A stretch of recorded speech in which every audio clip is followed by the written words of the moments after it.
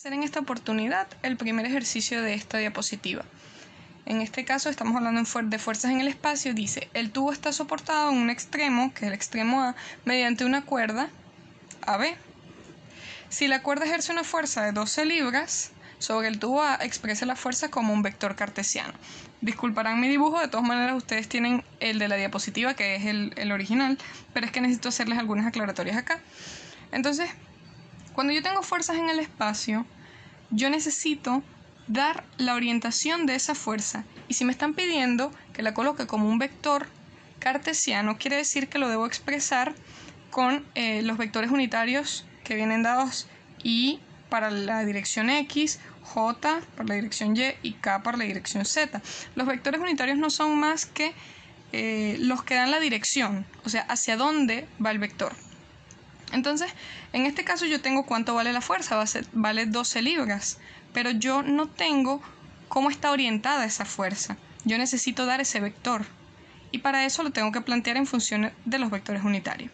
Entonces, calcular los vectores unitarios es algo muy importante, pero para poder hacerlo yo primero debo identificar las coordenadas.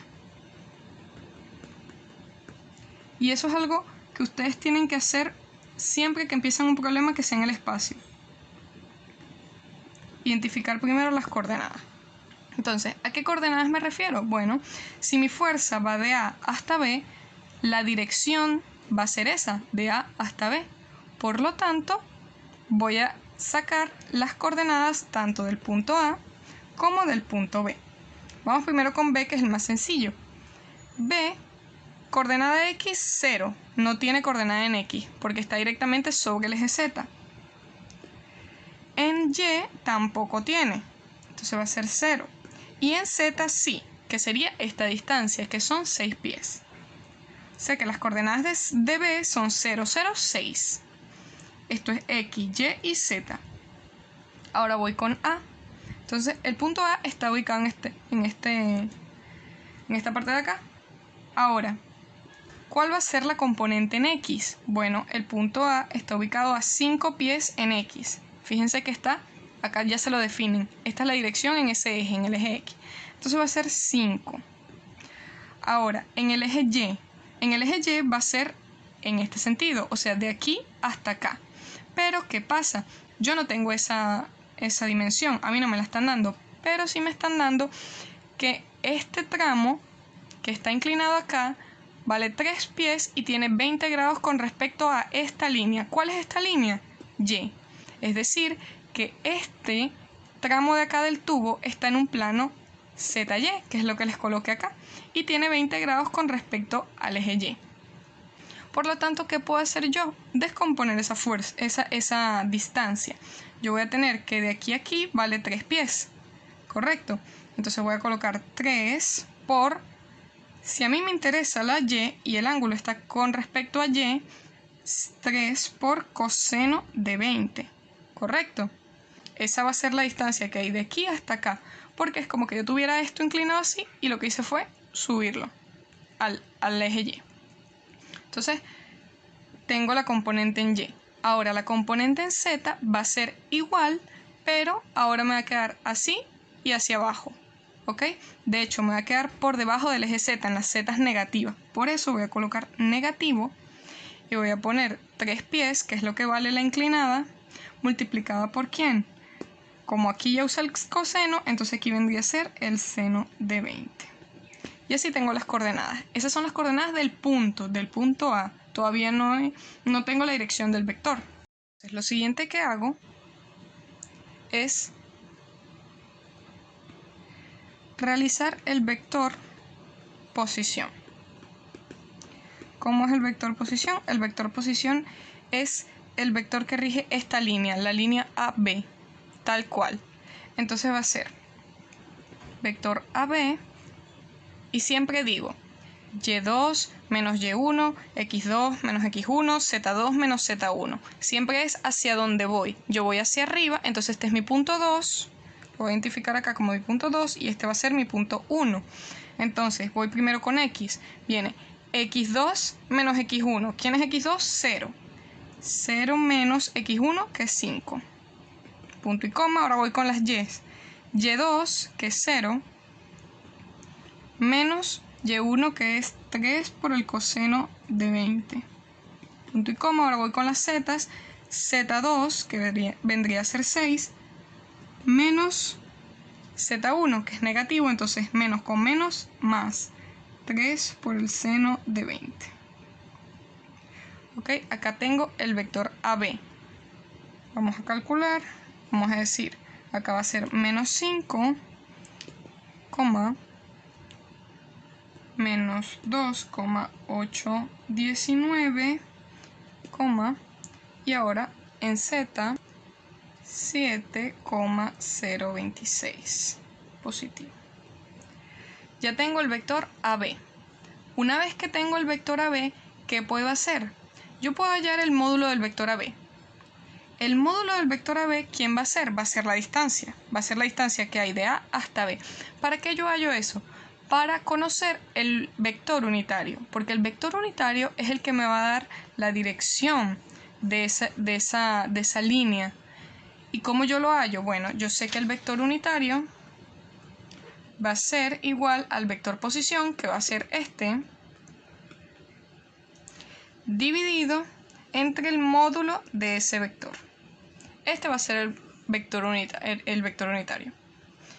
Ok, entonces yo lo que hago es determinar el módulo de AB, que va a ser igual a la raíz de 5 al cuadrado más 2,819 al cuadrado más 7,026 al cuadrado.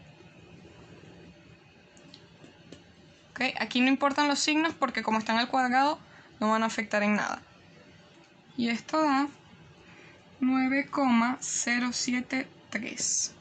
Ese es el módulo, o más bien es la distancia que hay de A hasta B. Ahora, con ese módulo vamos a determinar el vector unitario, que es esto que les puse acá. Vector unitario es igual a este vector, vamos a poner menos 5i menos 2,819j más 7,026 en k. Aquí le estoy poniendo de una vez la dirección en vector cartesiano.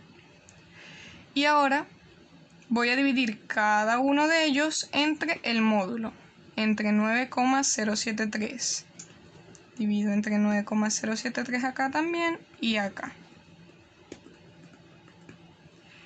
Esto me va a dar el vector unitario, que es la dirección AB. Es decir, es lo que rige esto que está aquí. Me da menos 0,551 en I menos 0,311 en J más 0,774 en K. ¿Okay? El vector unitario.